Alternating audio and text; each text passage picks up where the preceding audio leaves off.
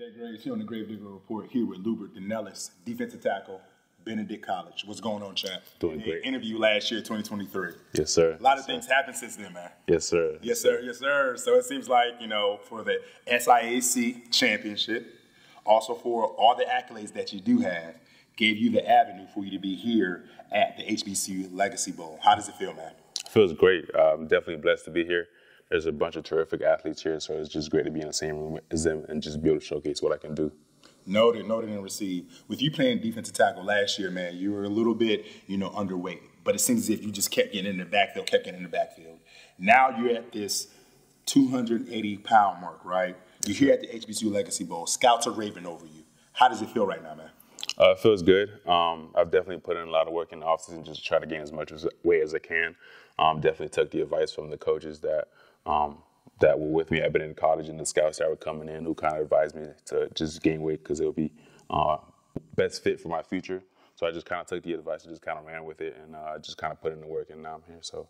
Noted. What was the mindset of coming to the HBCU Legacy Bowl? Because, the competition is going to be a little bit higher, right?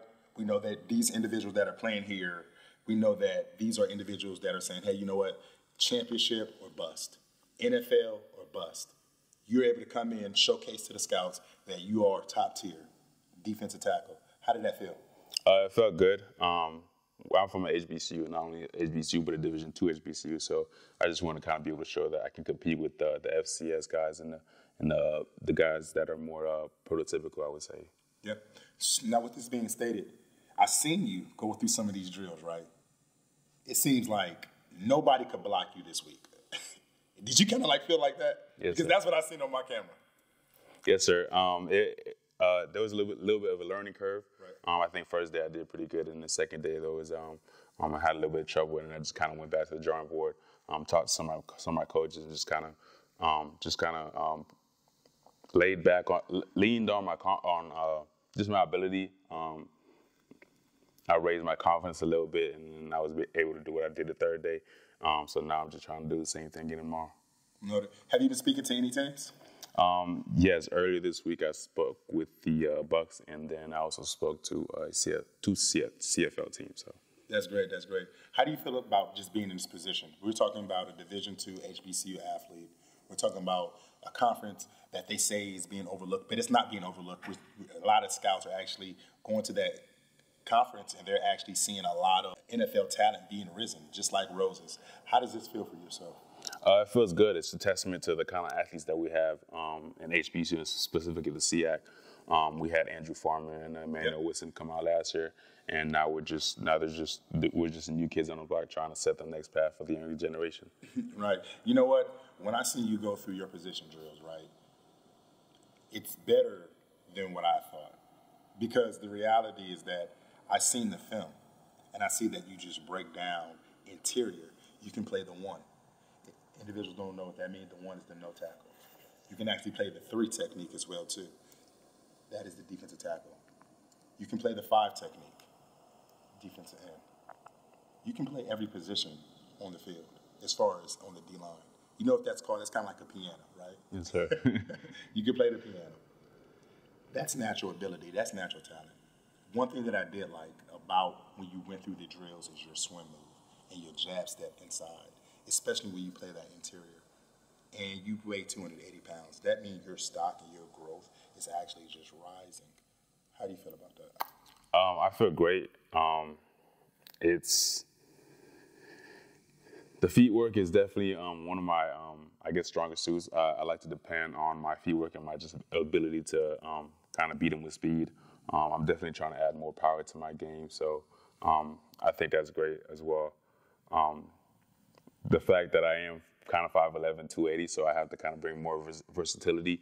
Just be jack of all trades. Yeah, jack of all trades is the term I'm looking for. But yeah, just bring more value to a team. That's what I'm looking to do.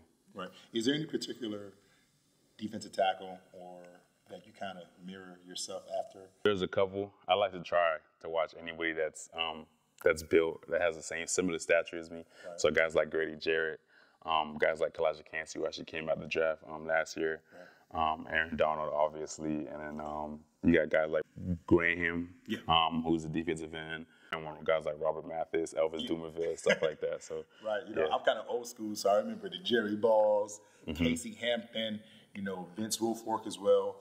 But for yourself, you can definitely play that one technique, and hats off to you.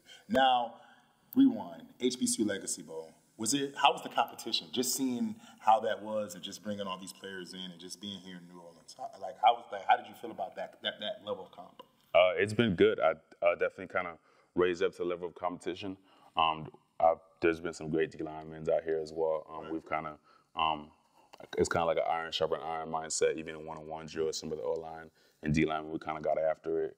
One guy would win one rep, and the other guy would kind of counter, and the other guy would kind of counter. So it's been kind of like a back and forth. And that's the same thing with the team as well, even in our team drills. So it's been great competition. Guys are flying around. So I'm just excited for us to kind of put it on national television. Prior to coming to the HBCU Legacy Bowl, where were you working out at? I was working at TAP Fitness down in Naples, Florida with Coach Derek Touche. Okay. Yes, sir. And how did that day-to-day workout mantra look? Like, what did that consist of? It was a Monday through Friday. We did speed drills, and then we would do the weight room. And Monday would be 40s, and then we'd do kind of a lower body workout. And then Tuesday we'd work on a 5-10-5 and the 3-cone. And then we'd do some upper body. Wednesday would be more recovery. And then Thursday would kind of look similar to Wednesday. Friday would look similar to Tuesday. And then Saturday and Sunday would be off. Okay, great. So we went ahead and we won that championship in 2023. Now we're able to come and put the pads on. You're able to work out in front of scouts. And you were working out prior to, down in Naples, Florida. And now after this game tomorrow, we're going to go back into training. But the biggest thing is that we have Pro Day coming up, right? How do you feel about that? And when is Pro Day? Pro Day is coming up in, I'm pretty sure mid-March. Right. I'm excited for it. I'm excited to just kind of show that I can test and I can have the numbers as well. I know that the 5-10-5 is an important drill because it can show how you can kind of get out and plant and retrace and stuff like that. And 40 is important, and obviously the bench is the most important for defensive linemen, offensive linemen. So. Right. You know what? I'm going to say it right here on the Gravedigger Report, Loobert. I predict that Loobert Denelus is one of the best defensive tackles in the draft. And I'm saying that because I was able to look at your play. I've been actually following you since last year, or the year before, rather, which is back in 2022. Yes, sir. When I reached out, and then 2023 we were able to collaborate. But you're that damn good, man. And that's why you're here, not just at the HBCU Legacy Bowl, but that's why you're here on the Gravedigger Report as well, too. I just want to say hats off to you going forward. We wish you nothing but the best. Continue to believe in yourself. Keep God first. Yes, sir. And always remember, everything in moderation, include moderation. Okay? Yes, sir. Appreciate you. God bless. We out here working. What's happening? We out here working. Gravedigger Report.